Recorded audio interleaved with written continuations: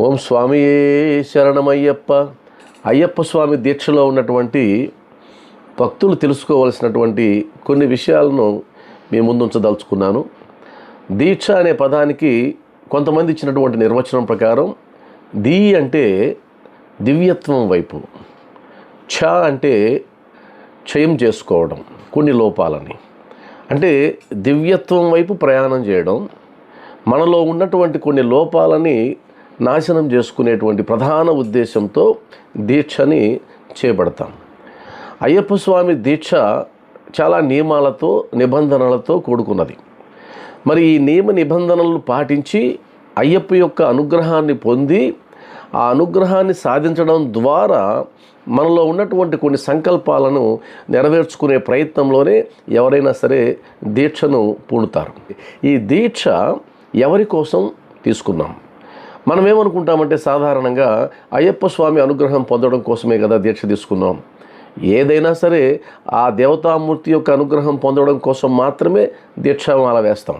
అంటే అయ్యప్ప స్వామి తీసుకున్నా, భవానీ మాల తీసుకున్నా, గోవిందమాల తీసుకున్నా, శివమాల తీసుకున్నా, సాయి మాల తీసుకున్నా, ఏ మాల తీసుకున్నా ఆ దేవతామూర్తి యొక్క, అంటే ఎవరిని ఆరాధిస్తూ ఎవరి అనుగ్రహం పొందడానికైతే మనం మాల ధరిస్తున్నామో వారి కోసమే మనం వేస్తున్నట్టుగా భావిస్తుంటాం.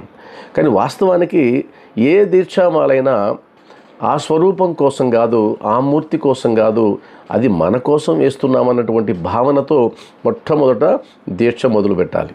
అంటే ఆ దివ్యత్వం వైపు ప్రయాణించాల్సింది మనం, ఆ లోపాలను గుర్తించాల్సింది, ఆ లోపాలని మన నుంచి క్షయం చేసుకోవాల్సింది మనం. కాబట్టి మనం చేసేటువంటి ప్రయత్నం ఎవరి కోసం అంటే మనల్ని మనం ప్రక్షాళన చేసుకోవడం కోసం మాత్రమే. అలా మనల్ని మనం ప్రక్షాళన చేసుకోవడం ద్వారా ఆయన అనుగ్రహాన్ని పొందగలం.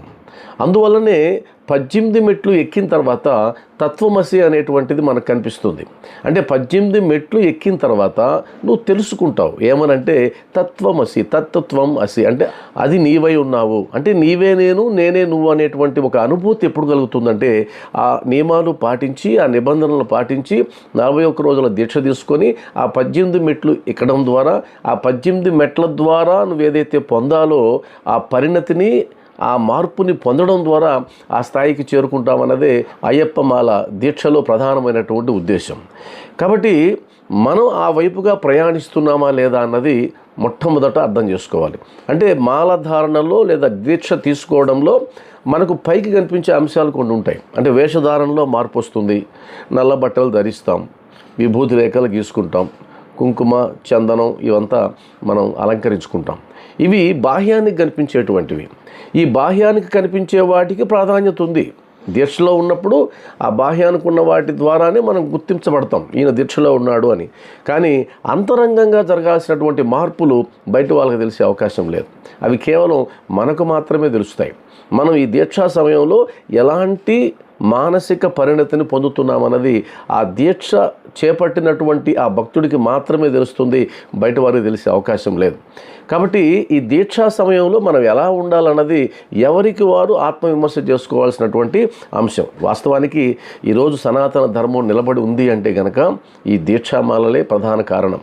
అయ్యప్ప స్వామి మాలతో ప్రారంభమైనటువంటి ఈ దీక్ష అనేక దేవతామూర్తులకు విస్తరించింది, తప్పేమీ లేదు.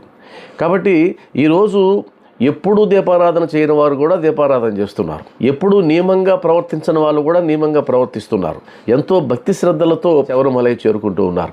ఈ 41 రోజులు ఒక ఆధ్యాత్మిక వాతావరణం వారి గృహంలోనూ ఉంటుంది, వారి హృదయంలో కూడా ఉంటుంది. కాబట్టి ముఖ్యంగా దీక్షా సమయంలో నియమాలు, ఆహార్యంతో పాటుగా నిబంధనలతో పాటుగా మారాల్సినవి కొన్ని ఉన్నాయి. అవేంటి అంటే మన మనసు మారాలి. ఆ మారినటువంటి ఆ మనసు ఏదైతే ఉందో ఈ దీక్షా సమయానికే కాదు, అది కంటిన్యూ కావాలి.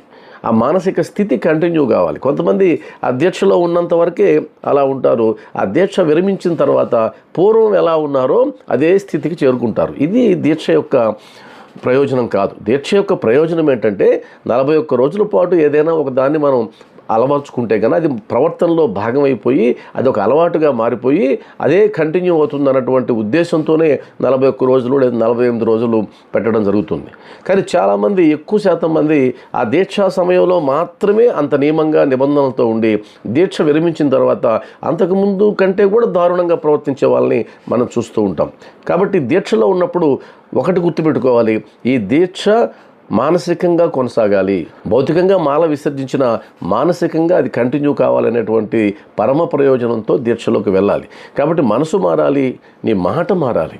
ఆ మాట దీక్షా సమయంలోనే కాదు, తర్వాత కూడా అది కంటిన్యూ కావాలి. ఏదైనా సరే తర్వాత కంటిన్యూ కావాలి. నీ మాట మారాలి, అదేవిధంగా నీ ప్రవర్తన మారాలి. ఇప్పుడు అందరిలో అయ్యప్ప స్వామిని చూస్తున్నాం, స్వామి స్వామి అని పిలుస్తున్నాం. అంటే అందరిలో దైవత్వాన్ని చూడడం అన్నది అలవాటు చేసుకుంటూ ఉన్నాం. అంటే తారతమ్యాలు లేకుండా, కులమతాలు లేకుండా, జాతి భేదాలు లేకుండా ఎదురొచ్చిన ప్రతి స్వామిని మనం స్వామి అని పిలుస్తున్నామంటే అందరిలో అయ్యప్ప స్వామిని చూస్తున్నాం. వారు మనలో చూస్తున్నారు, మనం వాళ్ళలో చూస్తున్నాం. ఇదే భావన, ఇదే సోదర భావన, ఇదే ప్రేమ భావన ఆ తర్వాత కూడా అది కంటిన్యూ కావాలి. అలవాట్లు మార్చుకుంటూ ఉన్నాం. ప్రాతకాలాన్నే స్నానం చేస్తున్నాం, పూజ చేస్తున్నాం, మళ్ళీ సాయంత్రం మరలా పూజ చేస్తున్నాం.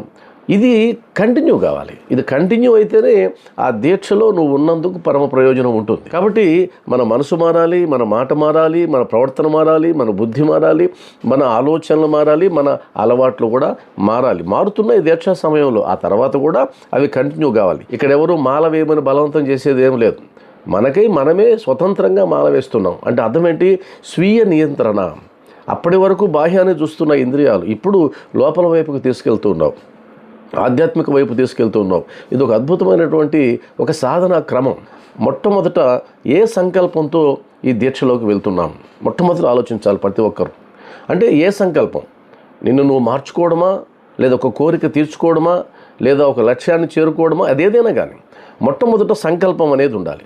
ఆ సంకల్పం అనేది అనుకొని ప్రతిరోజు పూజ చేసేటప్పుడు ఆ సంకల్పాన్ని ఒకసారి నెమరు వేసుకుంటూ లేదా విన్నవించుకుంటూ అయ్యప్ప స్వామికి విన్నవించుకుంటూ, స్వామి ఈ సంకల్పంతో నేను దీక్షలోకి ప్రవేశించాను, ఆ సంకల్పాన్ని నెరవేర్చేటువంటి బాధ్యత, భారం మీదే అని చెప్పుకోవడం కూడా అది దీక్షలో ఒక భాగం. సంకల్పం ఉండాలి, ప్రయోజనం ఉండాలి. ఆ సంకల్పము, ఆ ప్రయోజనం తెలియాలి భగవత్ స్వరూపానికి. కాబట్టి ఏ సంకల్పంతో మనం వేస్తున్నాం అన్నది ప్రతిరోజు చేసేటువంటి పూజలో ఒక్కసారి నెమరు వేసుకోవాలి. అదేవిధంగా నియమాలు ఏవైతే ఉన్నాయో, నిబంధనలు ఏవైతే ఉన్నాయో వాటిని తూచా తప్పకుండా పాటించడానికి సిద్ధపడాలి.